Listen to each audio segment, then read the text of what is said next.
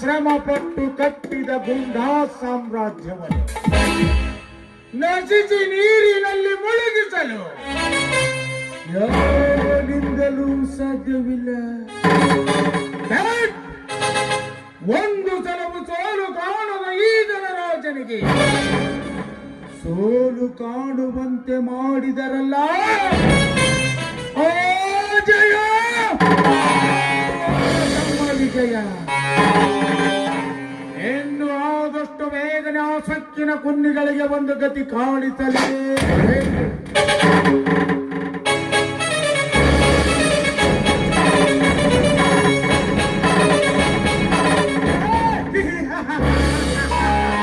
ದಲಿತರೇ, ಆ ಬಾಂಡ ಸೋಲ ಮಕ್ಕಳಿಗೆ ಗೊತ್ತು.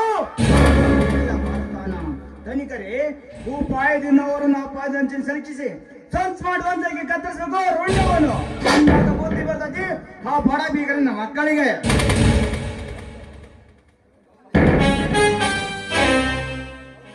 ಹೌದು ರೌಡಿರಾಜ್, ಆ ಸೊಕ್ಕಿನ ಗುಂಡಿಗಳ ಗತ್ತು ಕತ್ತರಿಸುವ ಕಾರ್ಯ ಬೇಕನಾಗಬೇಕು.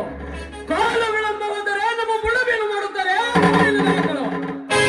ಅದಕ್ಕೆ ಅವರಿಬ್ಬರ ಹೆಸರಿಲ್ಲದಂತೆ ಮಾಡಬೇಕು ರೌಡಿರಾಜ್.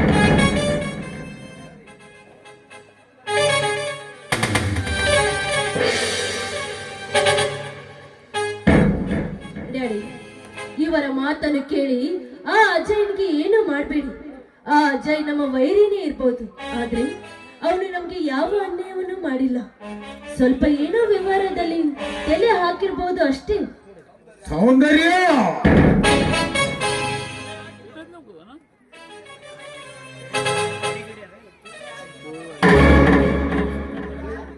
ಹಾಕಿದವರ ತಲೆಯನ್ನು ಕತ್ತರಿಸಬೇಕೆನ್ನುವುದೇ ನಮ್ಮ ವಿಚಾರ. ಇದು ನಿನಗೆ ಗೊತ್ತಾಗುವುದಿಲ್ಲ. ಡ್ಯಾಡಿ, ನೀವು ಮಾಡ್ತಾ ಇರುವುದು ತಪ್ಪು ಡ್ಯಾಡಿ. ಸೌಂದರ್ಯ, ನೀನಿನ್ನು ಜಗಬರಿಯದ ಹಸುಗೂಸು. ಇದು ನಿನಗೆ ಗೊತ್ತಾಗುವುದಿಲ್ಲ. ನನಗೆ ಕೋಪ ಬರುವುದಕ್ಕಿಂತ ಮುಂಚೆ ಹೊರಟು ಹೋಗು ಒಳಗಡೆ. ಡ್ಯಾಡಿ, ನನ್ನದೊಂದು ಮಾತು. ನೀನು ಇವರ ಮಾತನ್ನು ಕೇಳ್ತಾ ಹೋದ್ರೆ ಕೊನೆಗೆ ಒಂದು ದಿನ ನಿನ್ನನ್ನೇ ಕೊಂದು ನಮ್ಮ ಸರ್ವ ಆಸ್ತಿಗೆ ತಾವೇ ವಾರಸ್ಥರಾಗುತ್ತಾರೆ. ಅದನ್ನು ಮಾತ್ರ ನೆನಪಿಟ್ಟುಕೊಳ್ಳಿ.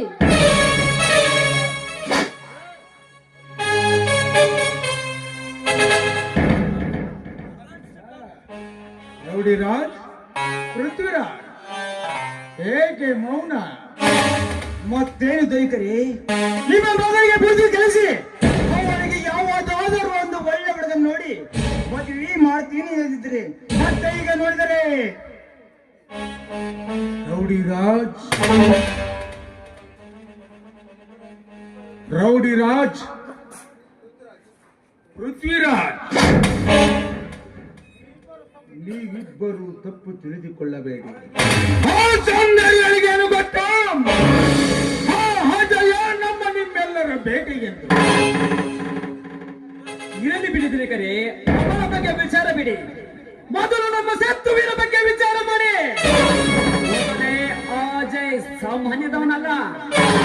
ಪೃಥ್ವಿರಾಜ್, ಇದು ಕಲಿಯುಗ.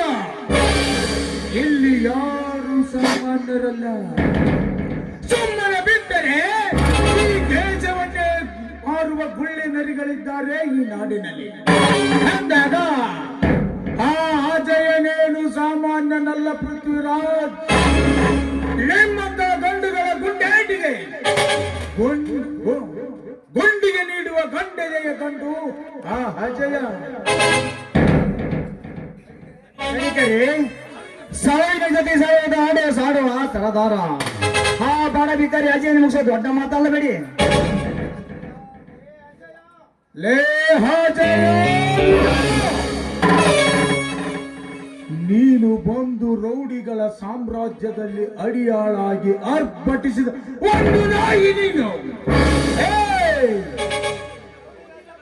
ರೌಡಿ ರಾಜರು ಪೃಥ್ವಿರಾಜರು ನನ್ನ ಬಲಗೈ ಬಂಟರಾಗಿರುವಾಗ ನನಗಿಲ್ಲಿ ಯಾರ ವಯಸ್ಸು ಇಲ್ಲದೆ ಮಗನೇ.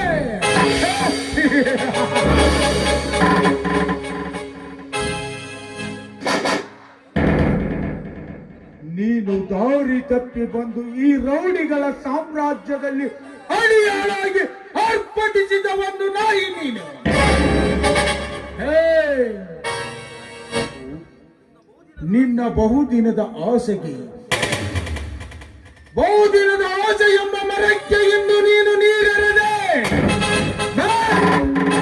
ಮುಂದೆ ಅದೇ ಮರ ಎಮ್ಮರವಾಗಿ ಬೆಳೆದು ನಿನ್ನ ಮನೆತನಕ್ಕೆ ನಿಜಫಲ ನೀಡದಿದ್ದರೆ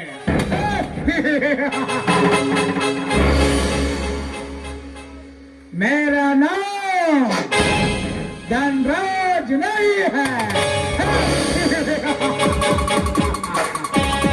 ಬನ್ನಿ ಫ್ರೆಂಡ್ಸ್, ಎಂಜಾಯ್ ಮಾಡೋಣ.